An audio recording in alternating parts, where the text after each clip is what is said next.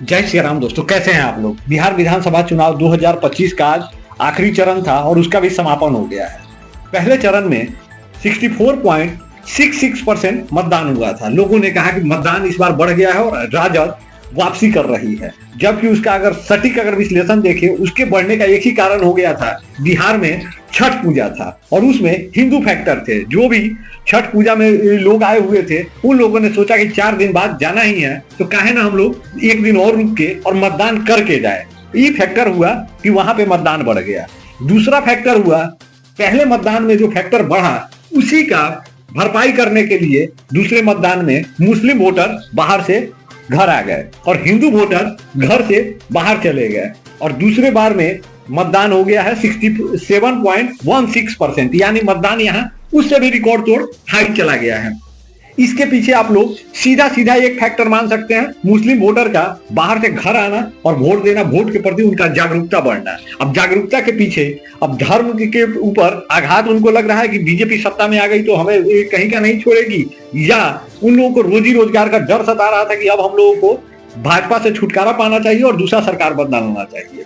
जो भी स्थिति रहा हो, यहाँ पे एंटी बीजेपी वोटर ही आए थे और जो वोट बढ़ा वो एंटी बीजेपी वोटर का वोट बढ़ा है। भले ही अब वो राजद के पाले में गया, महागठबंधन के पाले में गया या जन सुराज के पाले में गया, लेकिन बढ़ा हुआ वोट भाजपा के पाले में तो बिल्कुल नहीं गया है। तीसरा फैक्टर इसमें आता है SIR का वोटर निरीक्षण, जिसमें कुछ अवैध वोटरों को हटाया गया है, जिससे भी कुछ 2-4% का वोट परसेंटेज में इजाफा हुआ है। वो भी एक फैक्टर है, लेकिन उसको आप लोग इस बढ़त के साथ जोड़ के नहीं देख सकते हैं। इसमें धर्म फैक्टर बहुत महत्वपूर्ण रहा है। इस बार देखने को मिला है कि बाहर से बहुत लोग आए हैं जो स्पेशली वोट देने ही आए हैं और वोट देंगे और जस्ट निकल जाएंगे वो लोग।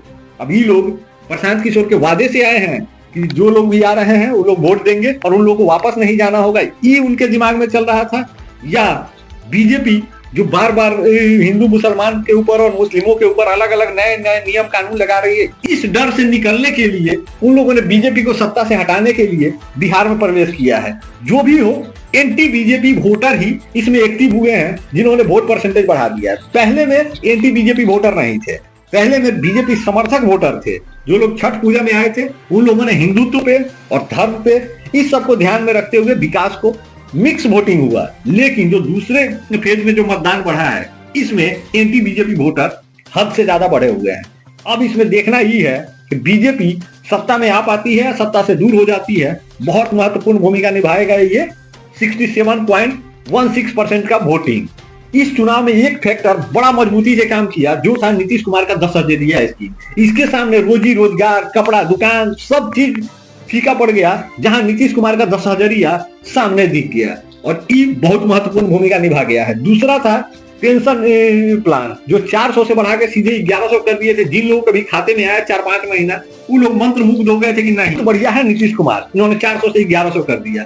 जबकि उसमें पढ़े लिखे और शिक्षित लोगों ने इसको नोटिस किया है कि ये देन है प्रशांत किशोर का। जहां सरकार रोजी रोजगार और उद्योग धंधे पे बात कर रही है, सारा क्रेडिट प्रशांत किशोर को जाता है। और वही कॉपी पेस्ट करके राजद, तेजस्वी यादव, महागठबंधन, इन लोगों ने भी उसको जमीन पे उतारा। यहाँ मुफ्त बिजली 125 यूनिट भी प्रशांत किशोर और तेजस्वी यादव के ड्रीम प्रोजेक्ट में शामिल था। तो इस सब फैक्टर कहीं ना कहीं लोगों को ये दिखा कि प्रशांत किशोर के आने के बाद बिहार में विकास और नए नए लुभावने वादे और नए नए प्लान लॉन्च किए जा रहे हैं। ये भी फैक्टर हो सकता है कि लोगों ने बढ़ चढ़कर प्रशांत किशोर को वोट किया हो। अभी अगर चुनावी समीकरण को आप लोग देखें, कुछ लोग बता रहे हैं कि एनडीए गठबंधन 100 से 130 सीटों के बीच आ जाएगी, महागठबंधन 90 से 120 सीटों के बीच आएगी, जन सुराज 20 से 30 के बीच में आएगा, जिसमें अदर जो निर्दलीय प्रत्याशी भी हैं उन लोग भी महत्वपूर्ण भूमिका निभाएंगे, उसी में रहेंगे। तो इस सब समीकरण को अगर देखा जाए तो इस सारा समीकरण इस बार धराशायी होने वाला है, क्योंकि इस बार बिहार में मुद्दे बहुत ज्यादा है।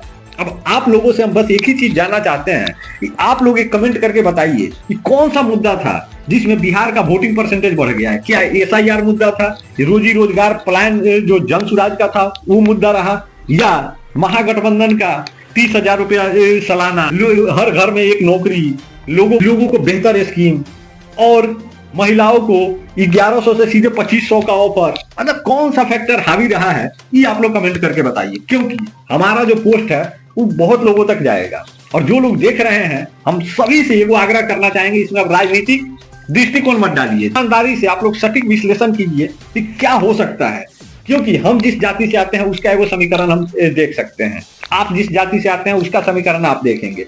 इस तरह से जातीय समीकरण भी आप लोग डाल सकते हैं, हर कोई अपना अपना एक समीकरण डाले, उसका सारांश निकाला जाएगा। और धार्मिक समीकरण भी आप लोग डाल सकते हैं, क्योंकि सेकेंड फेज में मुस्लिम वोटर बढ़े हैं, इसको कोई नकार नहीं सकता है। ये देखने वाला चीज है और ये बिल्कुल दिख रहा है, इसमें कहीं दो राय नहीं है। लेकिन पहला जो मतदान हुआ पहले चरण का, उसमें हिंदू वोटर एक्टिव थे, तो दोनों का समीकरण देखिएगा थोड़ा सा मिक्सिंग होता हुआ दिखता है। तो आप लोग क्या कहते हैं कमेंट करके बताइए कि बिहार में किसका सरकार बनेगा और क्या कारण था कि यहाँ बिहार में वोटिंग परसेंटेज इस बार बढ़ गया है।